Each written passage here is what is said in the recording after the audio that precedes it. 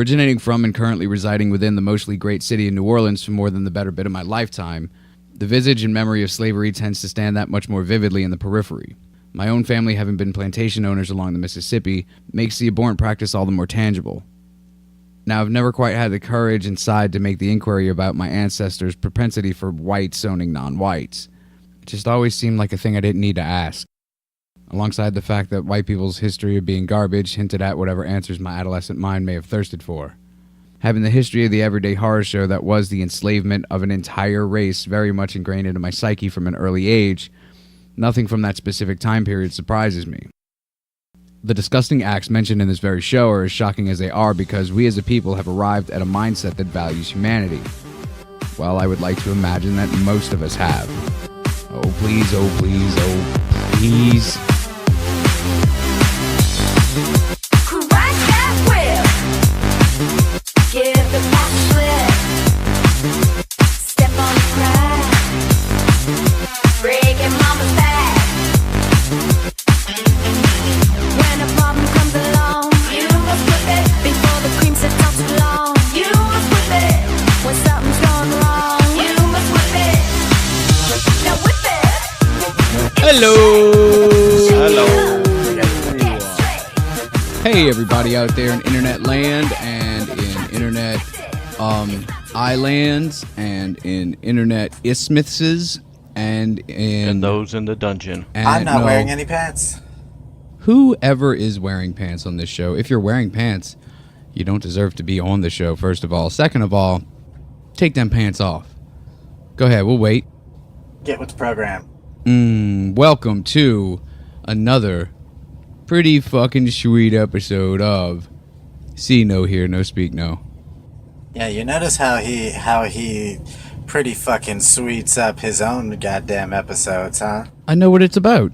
Every other episode is just riveting. Now his are pretty fucking sweet. Oh, I know what it's about, man. Come on. Yeah, you know what it's about. It's about favoritism, Jason. That's what it's about. You're right. And tinfoil hats. Oh, for sure. When you're right, you're right. For sure. And free balling. So, Chris. UFOs, conspiracies, Chris is dropping the ball, and murder. And murder. And not me today. Nope, That's Rob's true. not here, man. I took over this time. Open the door, man. It's Dave. And you know what, Rob? I was thinking maybe you could be the guy that remembers to give people the email address. The see no, hear no, speak no pod at gmail.com. That is the exact one. That's the one I was talking about, yeah. That's a good job you did there, Rob. I'm proud of you. I'm proud of you. Your mother and I, you know, we think you've grown a lot. And we think it's about time that you know the family secret. I know enough family secrets. I don't want to know no more. Rob, Ignorance no, is bliss. this is the family secret. You're not a true the builder until you know this secret. What? Okay, the family secret is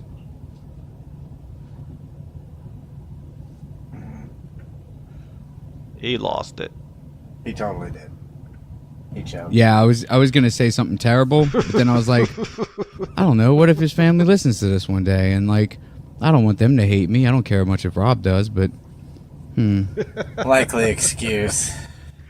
yeah. So we'll just say that a tree fell on his parents while they were telling him the secret, and now he'll never know. I think you need to apologize to the kids out there for blowing a joke. That's what I think. How about at least I attempt to blow jokes? I just tell them I don't do that. That's right. A 20 is a 20, let me tell you. Not even Only the for jokes dumb. paid. So, you guys, it's my episode this week. Yay! And the chorus of angels sing. Yeah, I'm pretty excited. Yeah. Rob, you excited to know what my episode's about? I am on the edge of my seat. Oh, well, that's a very precarious place to sit. You should maybe scoot back a little bit.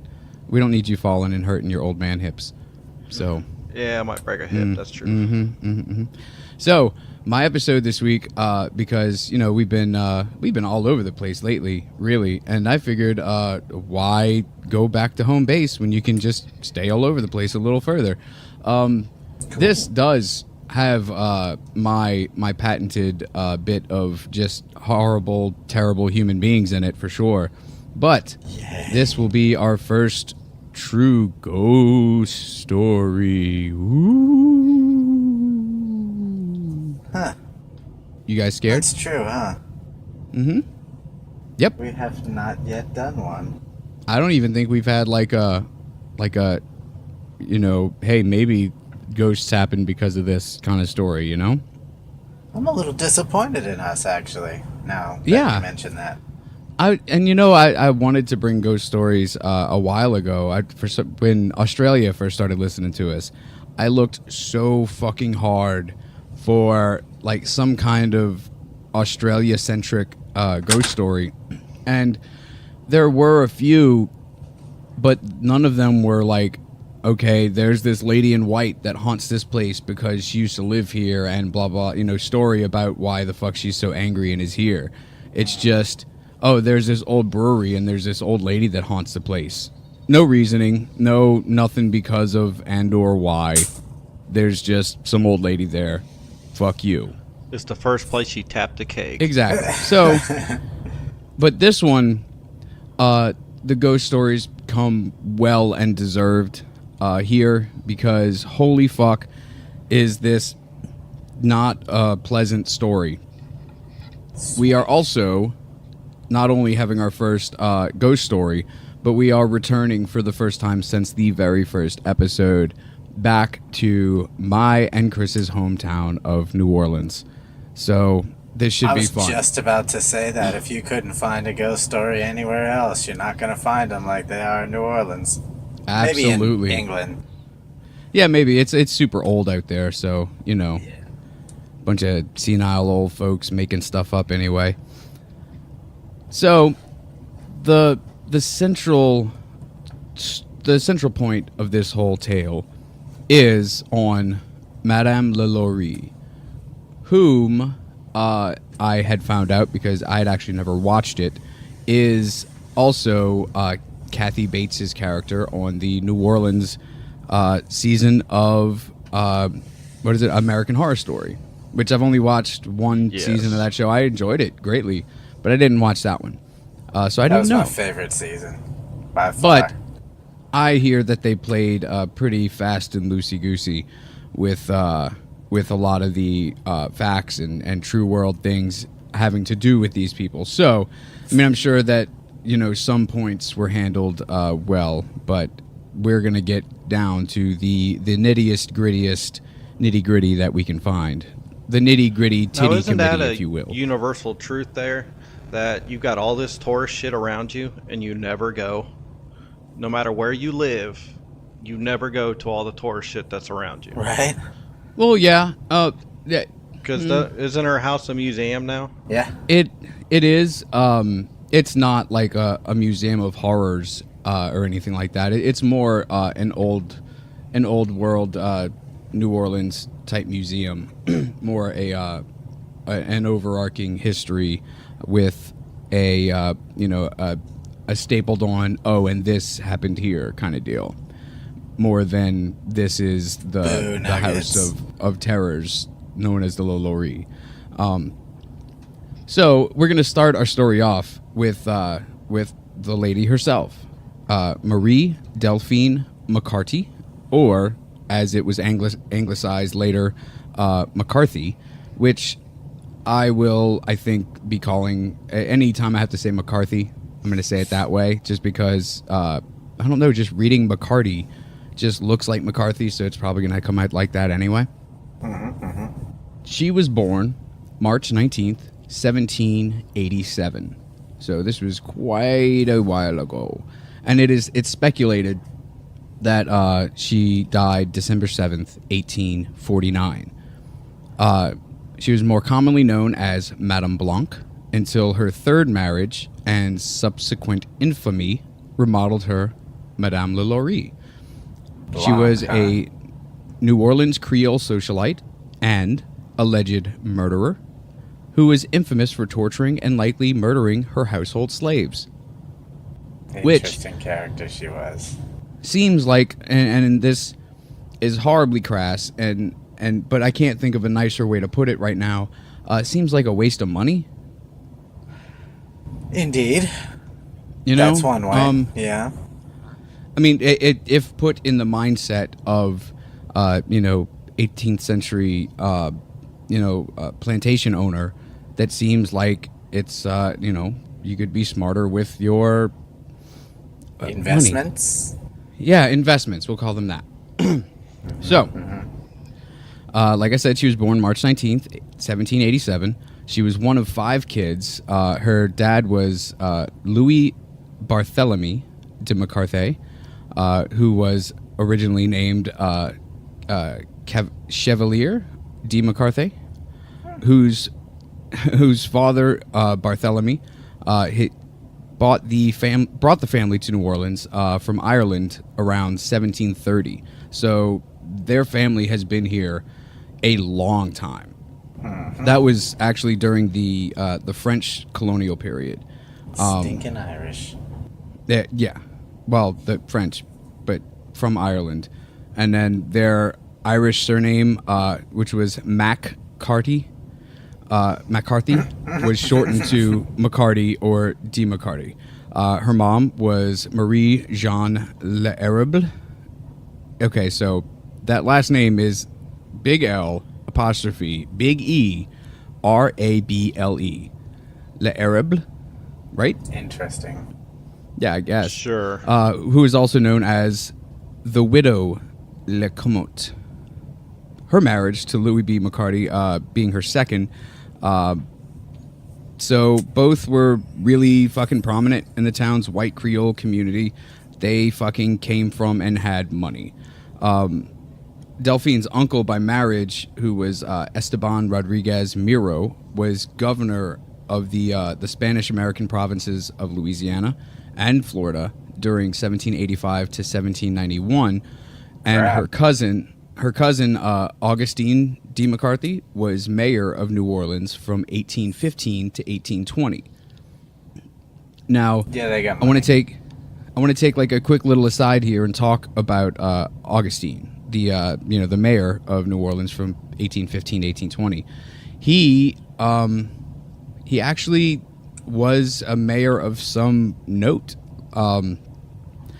So he was a member of course, the influential Creole family, and one of the last Spanish governors of Louisiana.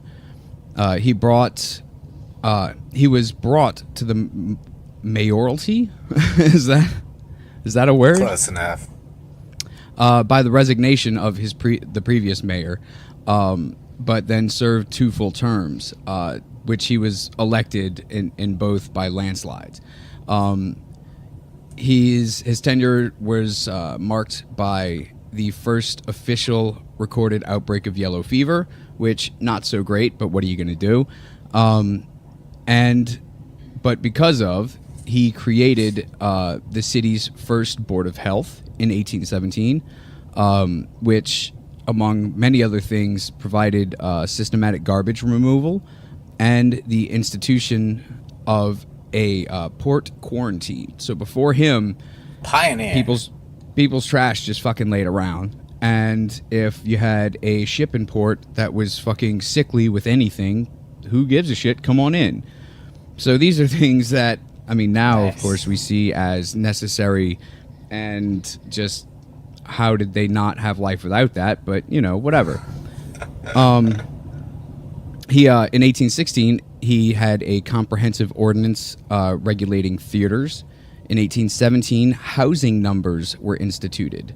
So, in other words, houses didn't have addresses until this mayor. I thought that was pretty noteworthy. I thought that was ridiculously cool. Also, in 1818, he expanded the city limits to include what's now the 8th Ward.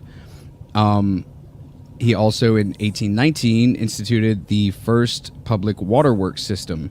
In its execution entrusted to Benjamin Henry Latrobe, who succumbed to yellow fever there himself the following year. But just to show you how big the city got. So he died because he liked Asian girls? I believe so, yeah. Which is Got that weird yellow fever? because Chris seems to be doing just fine. You know, you gotta have the stomach for it. That's right. That's right. Tastes like dog. Gobbles it up.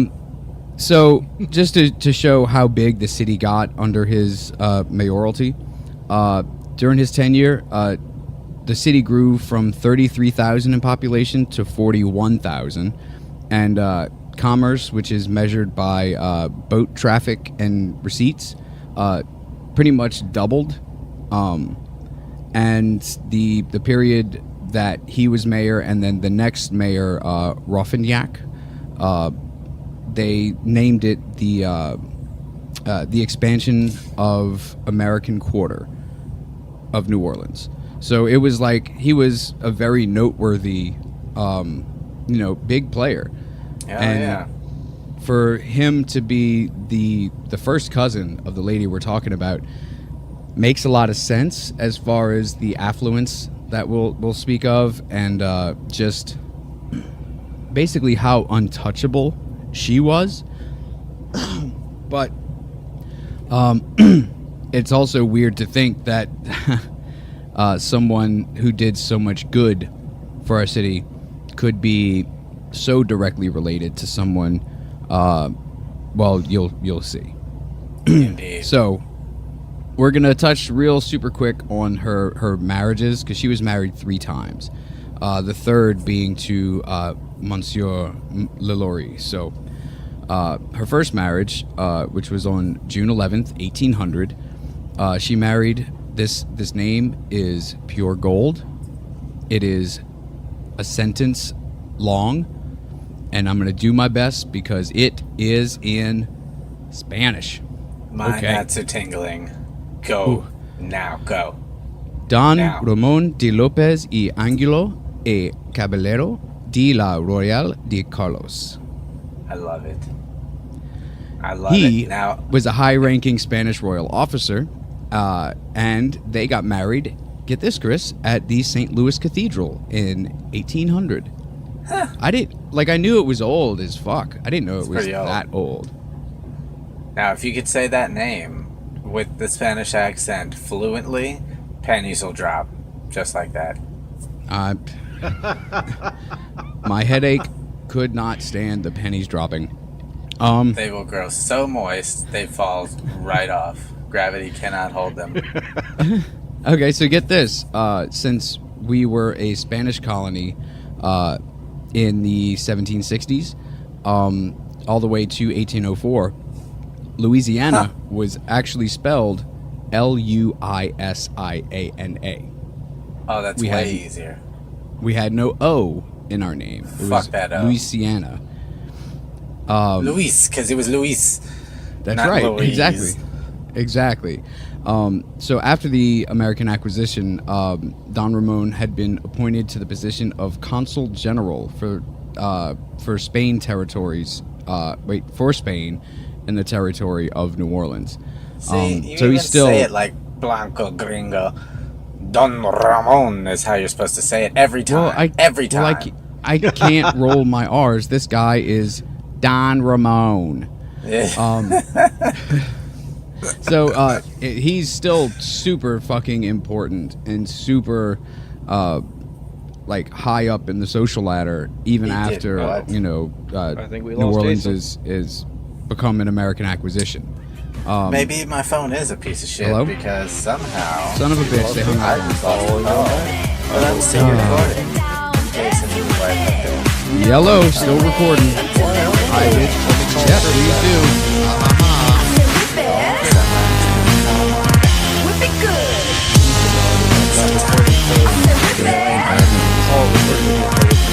Whip it good.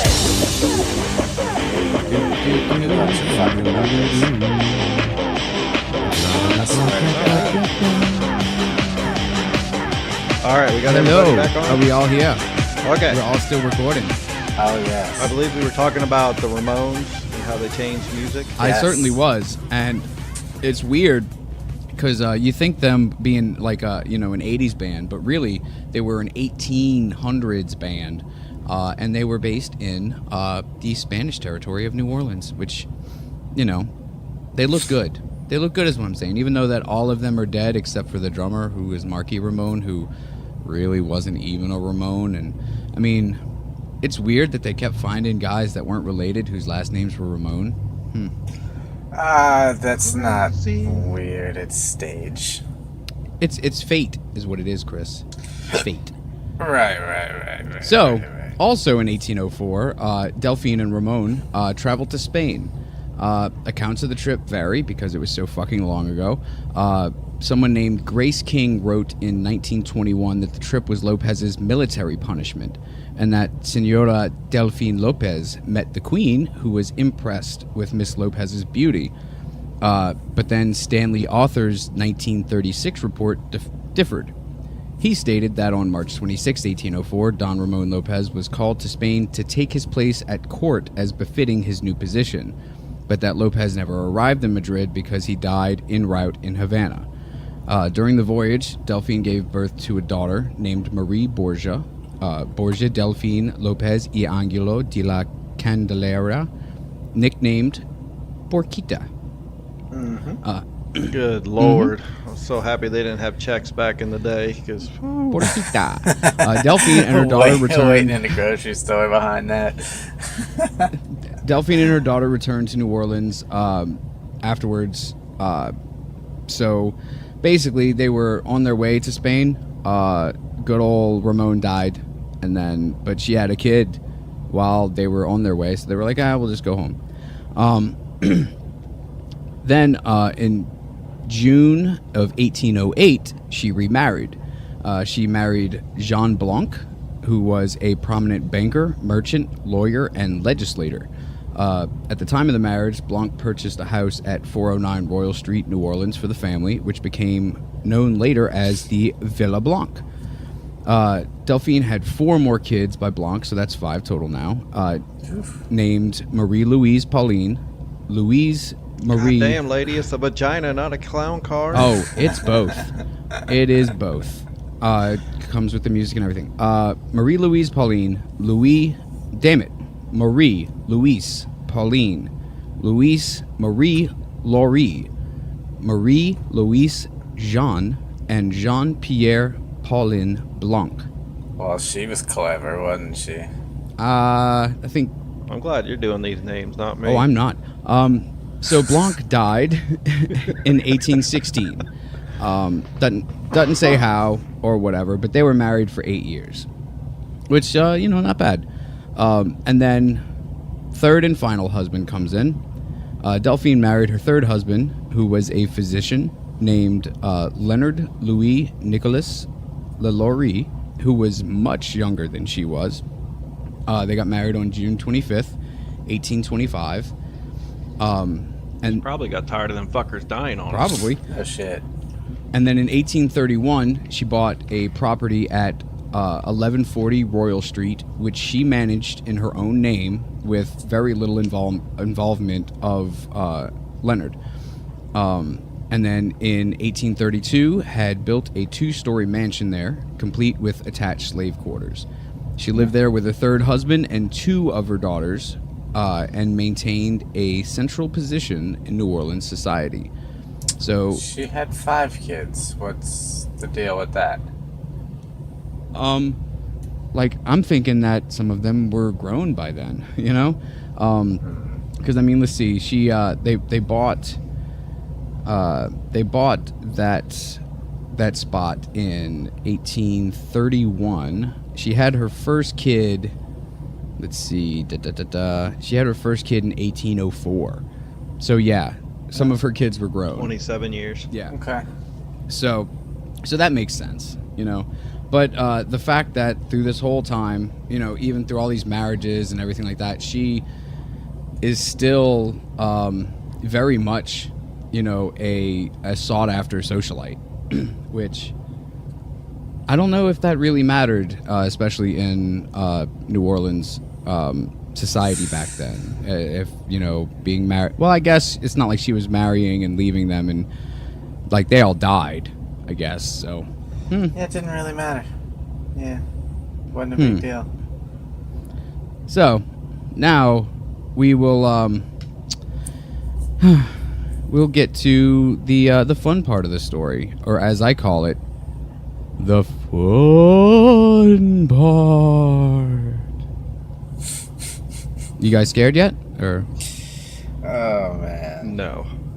I got this weird tingle in my not quite, but I don't think it has anything to do with you and your antics. well, see, now I'm let down. So, I mean, The but Lalo- then again, maybe it does. Does it flatter you? Would it flatter you? I think that it would make me think. About my not quite? Mm, Oh, yeah. as long as it's not about your yeah. balloon knot. Close enough. You nasty. So, this is titled, in my notes, Abuse and Murder of Slaves. Yeah, So the it's Lalauries pretty graphic. maintained several black slaves in slave quarters. The slave quarters were attached to their Royal Street mansion. Now, as Chris already knows, Royal Street is not like somewhere off in the Oaks somewhere that's all secluded and shit. Royal Street, like this mansion is fucking downtown. This mansion is in the quarter. So, Can't miss it. and back then it was also part of the city. Like it wasn't like they had acres and acres of cotton or things like that. Like these were house slaves. These were servants, more specifically, I suppose. So accounts of her treatment of her slaves between 1831 and 1834 they're really mixed. There was a woman named Harriet Martineau who wrote a book in 1838 recounting tales told to her by New Orleans residents when she visited in 1836. So this is 2 years after the supposed area of mistreatment that we're talking about here. These stories claimed that her slaves were observed to be singularly haggard and wretched. However, in public Haggard? appearance, yeah, haggard. Look that up. It's like not looking super good. Disheveled. Would be good too. Okay. Sure. Yeah, but more like torn apart haggard, like torn apart Oh. disheveled though. Not just messed up, but like torn clothes and scratches and haggard. However, in public appearances, she was seen to be generally polite to black people and solicitous of her own slaves' health. Court records of the time show that she even manumitted 2 of her own slaves. That means set free. You mean emancipated? No, it's called manumitted. Manumitted? It's a word. I looked it up. I promise. And these 2 slaves were Jean Louis in 1819 and De Vince in 1832. They got out what a getting was good. Yeah, I mean, and what did they do to deserve this treatment from her? If all this other shit's true, is Right. beyond me. Right. They rolled her in flour and found the wet spot. Oh, nevertheless, Martineau reported that public rumors about Lalauries' mistreatment of her slaves were sufficiently widespread, and that during the time a local lawyer was sent to Royal Street to remind Lalaurie of the laws relevant to the upkeep of slaves. During this visit, the lawyer found absolutely no evidence of wrongdoing or mistreatment. So, take that as you will, kinda. Could have been just a bunch of haters. It could have been. It absolutely could have been. Very well. So Martineau also recounted other tales told to her of Lalauries' cruelty that were current among the residents in 1836. She claimed that subsequent to the visit of the local lawyer, one of Lalauries' neighbors saw one of their slaves, who was a 12-year-old girl named Leah, fall to her death from the roof of the Royal Street Mansion while trying to avoid punishment from a whip-wielding Delphine Lalaurie. Leah had been brushing the Delphine's hair when she hit a snag, causing Delphine to grab a whip and chase her. The body of the young girl was subsequently buried on the mansion grounds. That According to escalated quickly. Yeah. No, yeah. Ouch, my hair. Come here, bitch. That's crazy. Yeah. And Well, I so mean- she fell off the roof? Yes. Or the Fell off the balcony? roof. No, the roof, it said. Like the Fuck? goddamn roof, yes. Brushing her hair on a roof? No, I think she chased her up there, kind of. Oh. And the little girl thought, hey, the roof, the old white lady will never get me here, see? And then she got her. According to Martineau, this incident led to an investigation of the Lalauries, in which they were found guilty of illegal cruelty and forced to forfeit 9 slaves. These 9 slaves were then bought back by the Lalauries through an intermediary of one of their relatives and returned to Royal Street. Wow. Yeah. So, the story goes that on April 10th, 1834, a fire broke out at the old French Quarter mansion. Wonder why. According to one version of this, when everyone in the neighborhood poured out to look and gawk, they started to offer help. Then they noticed something a little odd. The woman of the house was trying to save her jewels and furs without any help from her slaves. When asked where her servants were, she told everyone to mind their own business.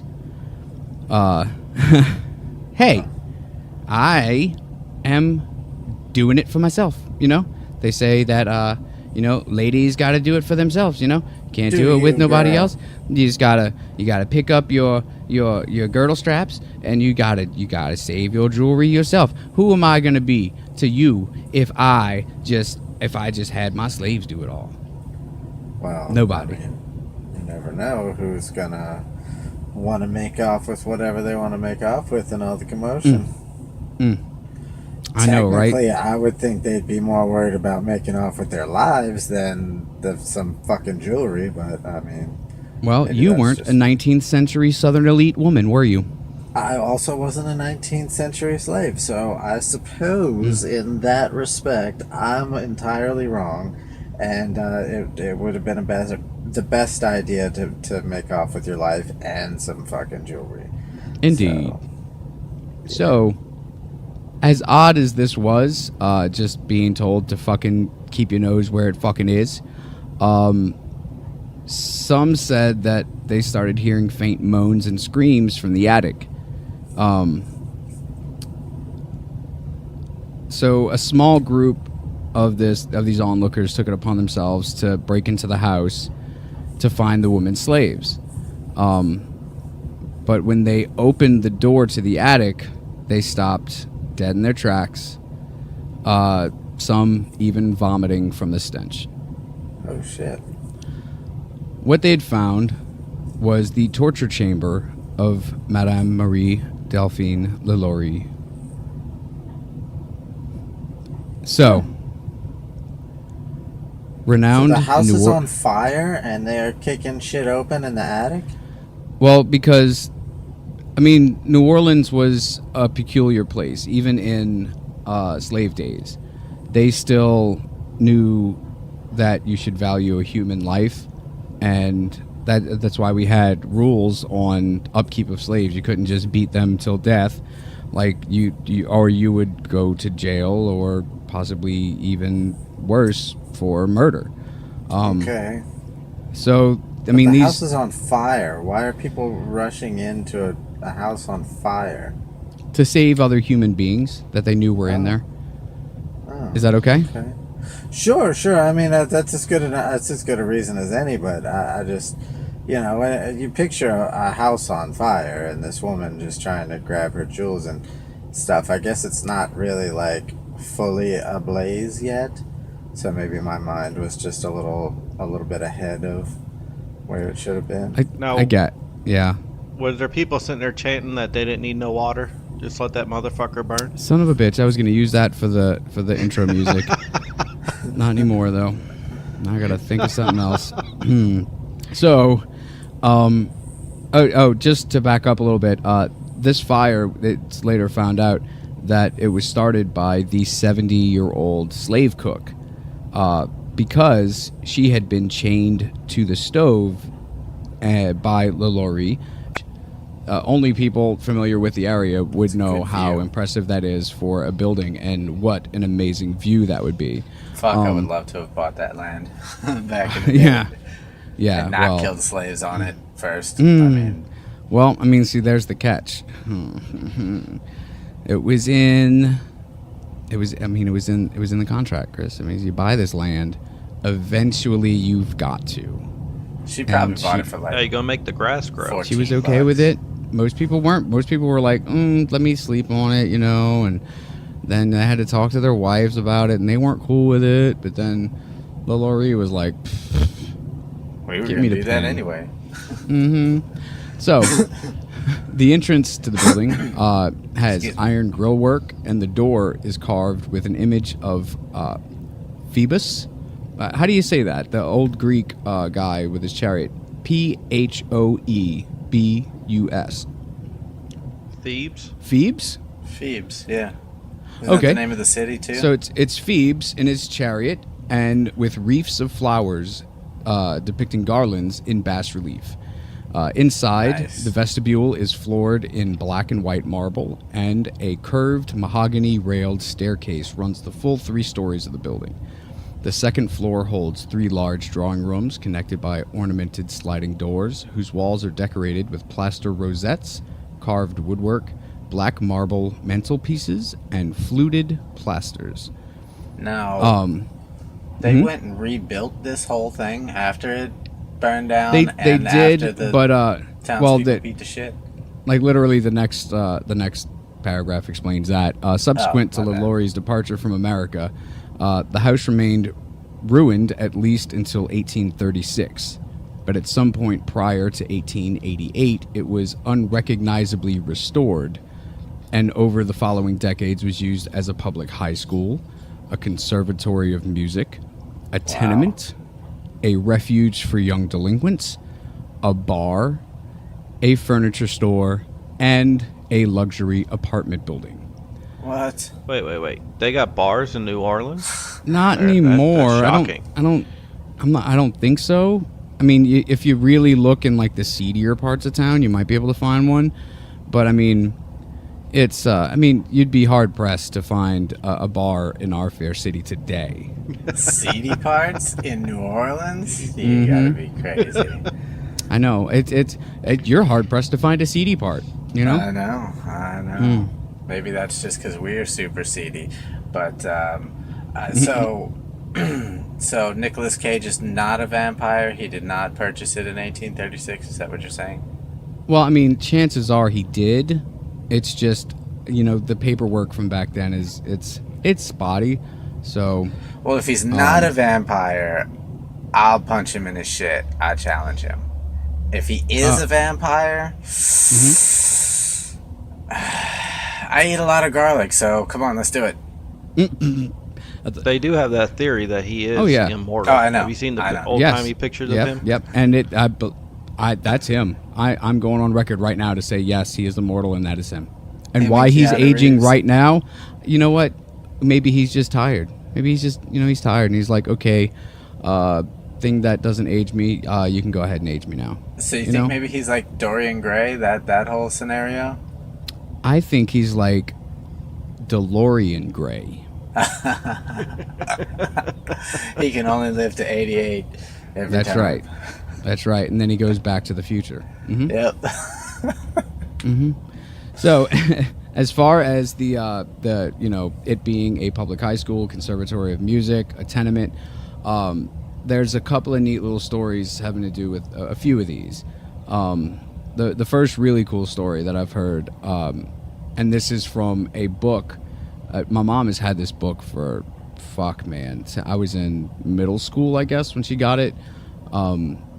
It's from, I think, 95 it was written, and it was just called Ghosts of New Orleans. And that's where I had originally heard about this whole story, and it struck me so profoundly the first time I read it. I still remember I was reading it on the bus in the morning on the way to school. And wow. It freaked me the fuck out so bad that I still remember what the weather was like that day and where we were on the bus route when I read it. So, when this was a tenement house, this is when the Italian explosion happened in New Orleans, when we were overrun is a negative connotation to it.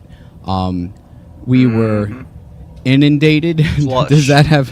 And we were You were flush. flush with Italians. We were flush with Italians. We had so many Italians. We had 2 Italians for every non-Italian. That wasn't Stuffed funny, but like it was a true. cannoli. Yes, sure. We had a lot of them.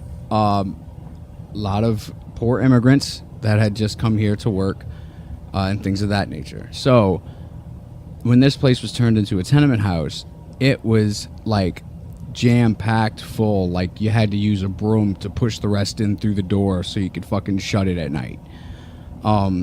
There were families of 10 living in old bedrooms.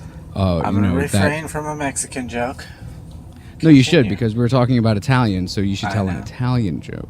I know. I don't want them to get mad at me. For Like calling them Mexicans. I mean, they're Italians, so all the grease must have made it real easy to shove them in there with that broomstick. So, Well done. so love you guys, Italians, yeah. So one late night, a longshoreman had come home after being gone for weeks at a time, whatever, and he was tired, and he comes home to the tenement house, and he's walking up the stairs going up to the 3rd floor, and on the landing of the 2nd floor he sees a giant Negro male standing there naked with his wrists chained together. And as he gets closer, I mean, he sees this thing plain as day, this person. And as he gets closer, he sees these marks gouged out of his flesh where whips had ripped away, what was there. And he's bleeding profusely, and he's just got this look of pure, like, white hot fury on his face. And so this big, strong longshoreman,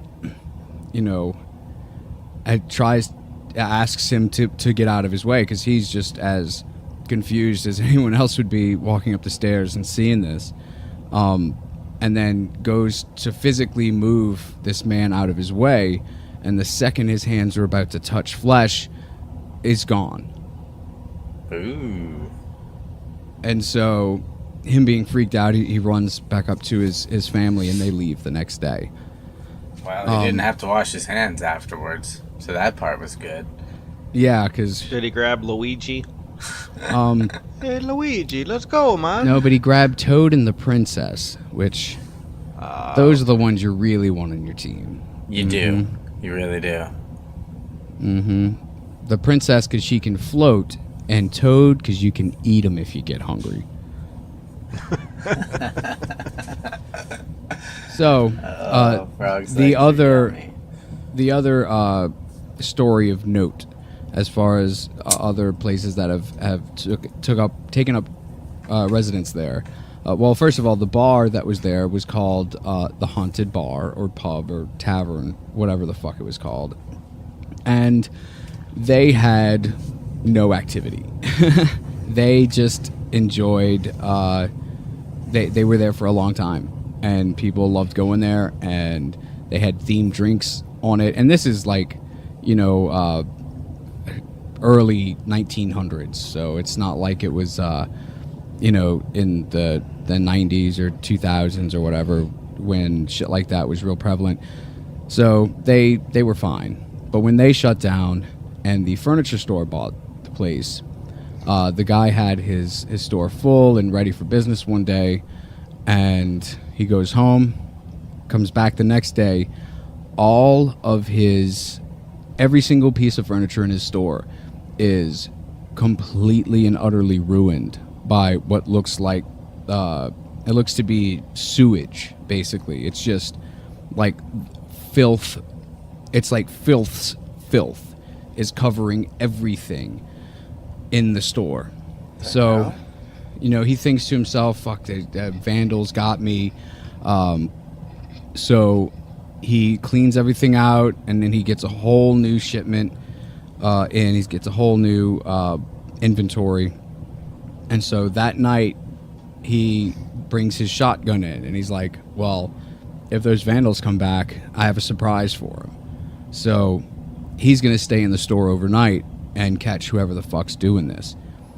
Well, the next morning, when his employees come to work, they find him in the store. They find every single piece of furniture ruined. And he is out of his fucking mind, babbling crazy. What? Right. What the fuck? Was he even covered in grimy gook? It didn't say. So he wasn't glazed over. He was. He unfortunately was not glazed Nice. over. No, sir. Nicely done, Rob. For the win. One more part of this house's story. On April 2007, and some, including, I'm guessing Chris, would say this is the scariest part, Nicolas Cage bought the Lalaurie house through Hancock Park Real Estate Company, LLC, for a sum of $3.45 million. The mortgage documents were arranged in such a way that Cage's name did not appear on them. On November 13th, 2009, the property, then valued at $3.5 million, was listed for auction as a result of bank foreclosure and purchased by Regions Financial Corporation for $2.3 million. Wow. What a deal. What a deal. Yeah. That's when Tom Cruise should have bought it. That's when it was at 2.5. That's fucking... what a fucking Nicolas Cage. So, back to Lalaurie. We are now going to talk about what happened to her memory after... wait, did I not get to that? Hold on. See, I did notes, and this is what happens when I do notes. So, she and her husband escaped from justice. They kind of disappeared afterwards. Their life after the fire is not even not well documented. It's not documented. Wow. Did they Martineau, flee the country or just the state or what? Well, it's it's not documented. My bad. It said that while their house was burning and while this angry mob was gathering, I guess this is after the slaves were found, but before the angry mob broke in to tear the house down, that a black carriage led by 4 frantic black horses busted through the gates of the home and took off. And it's said that the Lalaurie family was inside that carriage. Well, that's ominous. That's the last that anyone ever saw of the They got Lalauries. while the getting was good. What a hell of an exit. Martineau wrote in 1838 that Lalaurie fled New Orleans during the mob violence that followed the fire, taking a coach to the waterfront and traveling by schooner from there to Mobile, Alabama, and then on to Paris. A schooner is a sailboat, stupid head. I can't see it. Certainly, by the time Martineau personally visited the Royal Street Mansion in 1836, it was still unoccupied and badly damaged with gaping windows and empty halls. So, her later life this is all speculative because there's no proof. So another guy that wrote a book about, or not about the Lalauries, but that mentioned them, in part, George Washington Cable. He recounted in 1888 a then popular but unsubstantiated story that Lalaurie had died in France in a boar hunting accident. But whatever the truth, in the late 30s, Eugene Bax, who served as sexton to St. Louis Cemetery until 1924, discovered an old cracked copper plate in Alley 4 of the cemetery. The inscription on the plate read, Madame Lalaurie, née Marie Delphine McCarthy, décédée à Paris, le 7 décembre 1842, à l'âge de, and then the number 6, and then it cuts off. A rough English translation of the inscription reads, Madame Lalaurie, born Marie Delphine McCarthy, died in Paris December 7th, 1842, at the age of 6, and then it cuts off. According to the French archives of Paris, however, there was a Marie Delphine McCarthy who died on December 7th, 1849, at age 69. So this plaque says 1842, December 7th, and there are actual papers in the archives in Paris that say 1849, December 7th. So that's literally all we know about her after the fact. So, Wow. after She straight up 1945, disappeared. after 1945, the stories of their slaves and the horrible tortures they went through became a bit more explicit and, shall we say, a bit more loosey-goosey.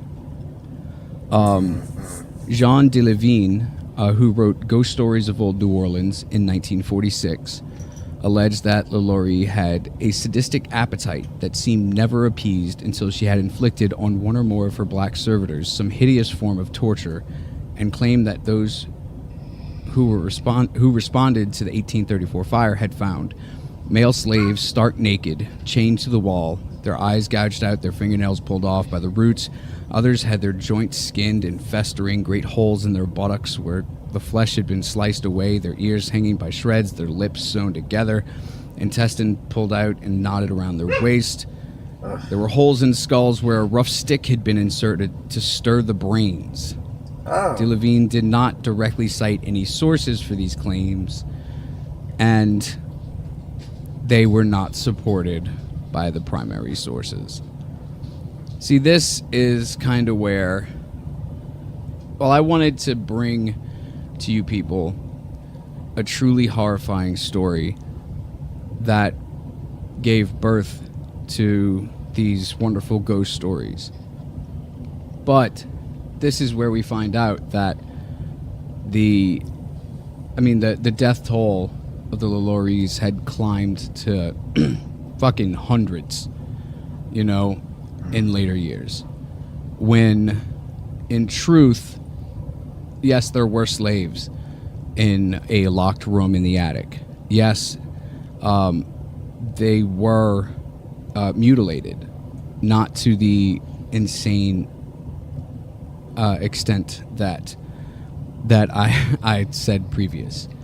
The number is not in the hundreds, but more 7. That's So- still 7 too many. That's still 7 way too many. But they have these people like, there's a woman named Kalila Katharina Smith, who, of course, is the operator of a New Orleans ghost tour business, who wrote a book adding several more explicit details.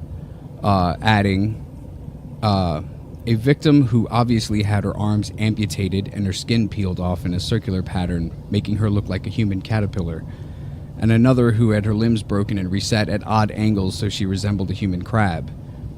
So, almost all of the new details in her book were completely unsourced, and others were not even. I mean, she gave sources, but none were supported by these sources. That's pretty fucking twisted shit. Yeah. That's almost Human Centipede twisted. Yeah, and just like Human Centipede, completely and utterly made up whole cloth. For true. Well, when the legend becomes fact, print the legend. Yep, Indeed. yep. Indeed. So today, God. modern retellings of the Lalauries legend often use De Levin's, when was that, 1946 writings, and Smith's 1994 or 1998 writings to tell what happened to these slaves and the number of slaves and all that, when really I think that the original story is horrific enough. I don't know why, even if it's as, and I hate to say mundane, but compared to these embellishments, this is mundanity at its finest. Even if they were just chained up there and left to burn, that's horrific enough to warrant these ghost stories that come after.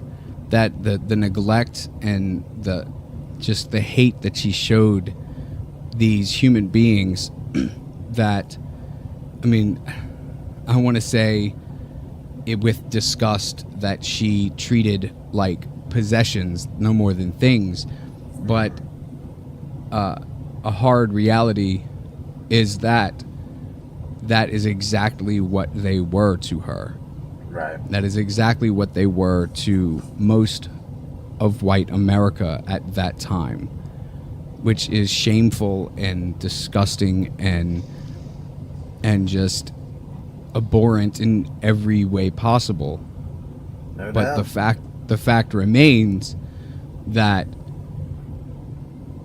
they were her property, and she treated them like the garbage she thought they were, instead of like the human beings that thankfully the rest of the city that broke in and broke down that fucking door and saved however many were in there knew them to be.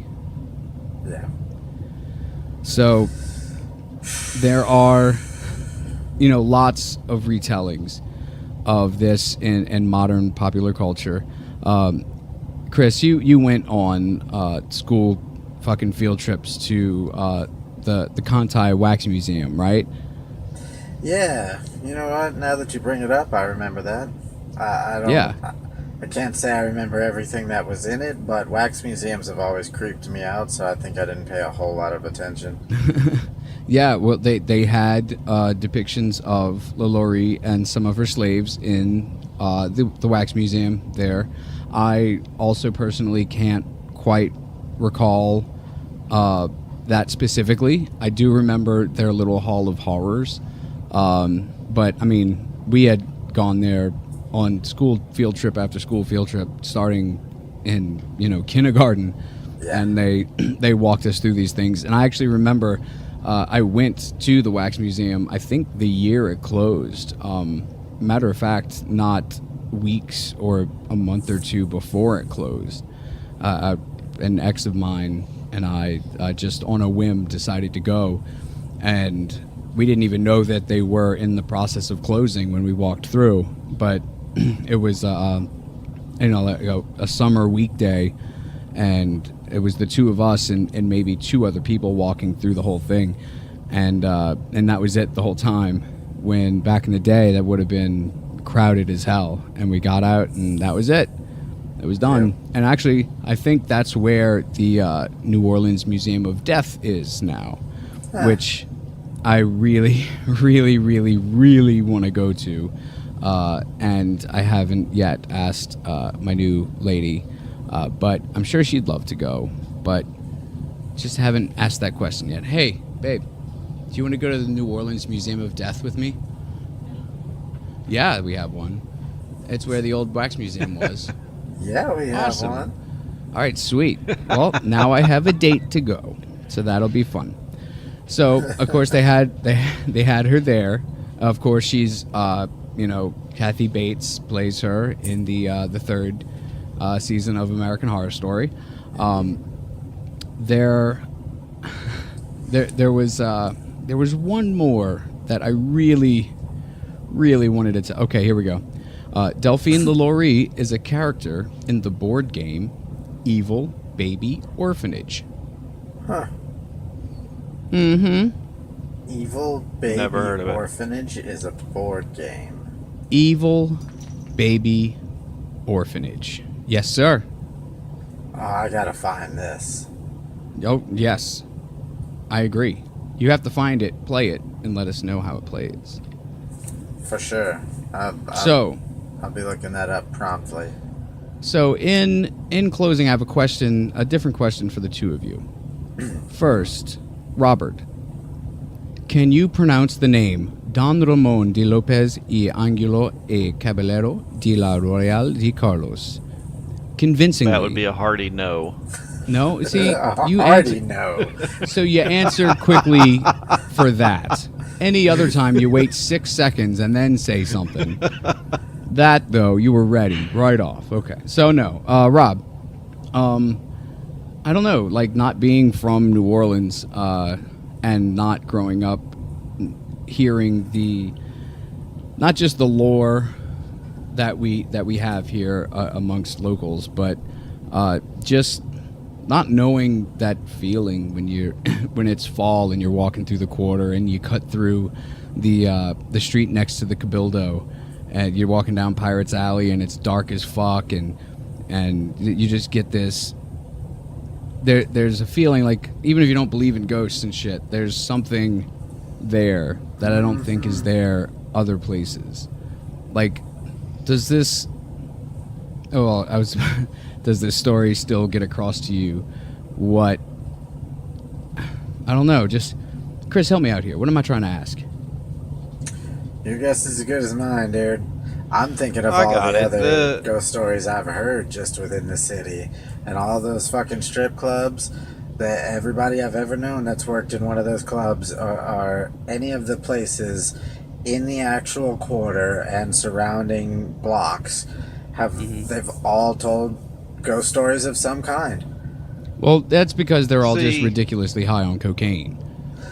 But I've That been might have something to to do with it. Fort McHenry so many times. It's where the Star Spangled Banner was written.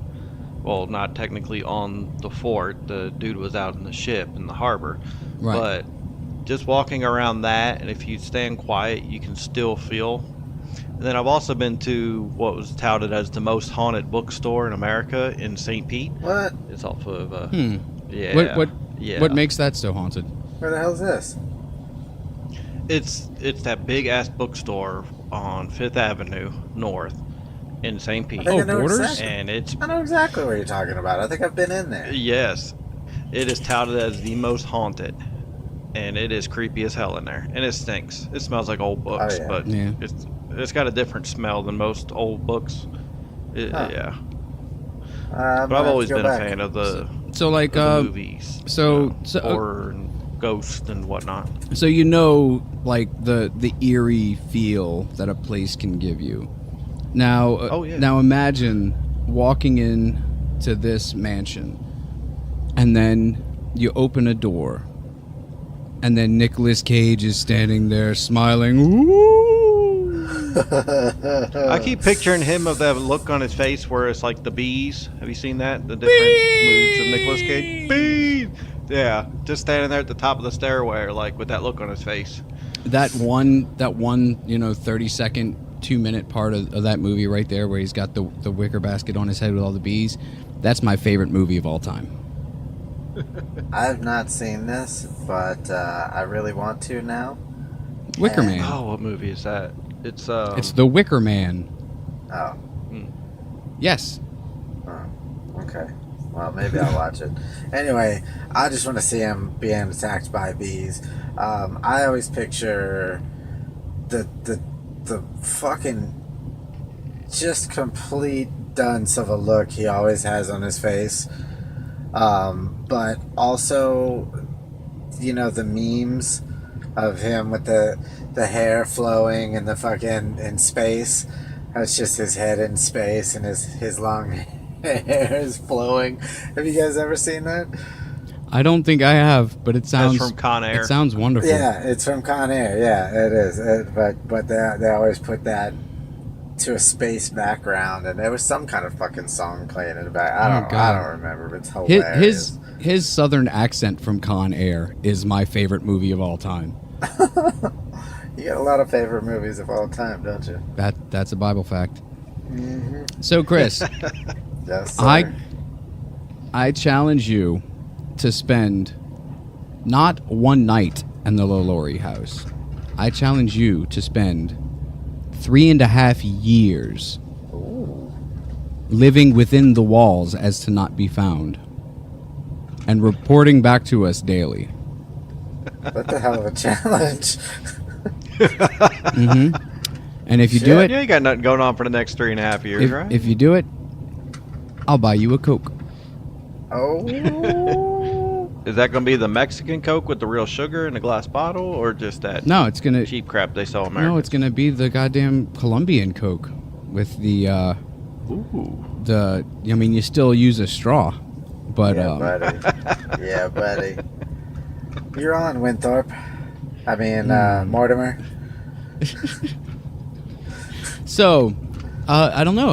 How'd you guys like our first haunted episode of See No, Speak No, Hear No? The UFOs, the conspiracies, and murders? I fucking loved it. Yeah. And me. And Rob. And Rob's already forgetting his new responsibility. Email us at see no hear no speak no pod at gmail.com if you've got questions, if you've got answers. We could use some of those probably. If you've got an itch that you just can't seem to reach. Jason has a clean hand for you. Or is it I clean? mean- And also, free medical advice. Just take a picture of that weird thing you got on your leg that you never know what the heck it is, and just take a picture and email it to us, and we'll try to figure out what that is for you. Just care of Rob That's on that disgusting. one. Because I don't need to be seeing like ingrown hairs or like goddamn larvae coming out of shit. Ugh. You're the only one that opens the email, Jason. That's I what am. I'm saying. Hey man, Care I of. got Corporal I got- private robots. $2 free to use in the Google Play Store today because I opened the emails. Yeah, I swiped it over. I sent it to you. I swiped it. It popped Oh, up on did my you? phone, and I was like, "Oh, Jason will love that. I better swipe it." I will love that, and I did love that, and thank you, Robert. Chris, you're Chris. You're not Rob. You're That's Chris. right. So, I will force you to procreate and destroy your children in front of you. Chris Trismegistus Barrios III.com and Rob's Burgers. We had fun tonight. We did. This was a fun episode. I like this. This was a one fun lot. episode. This was a fun episode because literally everyone involved in it is dead and has been for a long time. And it was fun to find out that, it probably as not nearly as many people suffered or nearly as horribly suffered than was reported, True. I guess. So tune in next week when we put Chris in the hot seat to come up with something that he can get through without Jason pissing him off. That's right. Tune in. Which is literally impossible. Yeah, no, I think I just figured out my next episode today, and I wasn't going to do one of these, but I think it's my turn for a Wacky Humans episode. Yay, we're real world horribleness. Ooh. Yeah, really real world horribleness. This is going to be an interesting. It's a twofer. I'll tell you that off top. So it's going to be exciting. Sweet. Yeah. I mean, So- not it. Never mind. He means not a two-parter, but a two-for-oneer. Correct. So we will see you, or actually, we'll never see you ever, because we were gonna wait till the 100th episode to tell all of you guys this, but we're all blind. So Indeed. we will never see you. We're Don't be brailing sad. these Don't be stories. sad though. No. See, we see with our hands. So I sometimes see with my tongue. bring them privates. Is what we're saying. The corporal will inspect for what's the word I'm searching for? Good product. Time for countdown. Oh, 3, man. 2, 1. Adios, muchachos. Bye bye. And a buenos nachos. Whip it into shape, shake it up, get straight, go forward, move ahead, try to detect it. It's not too late to whip it good.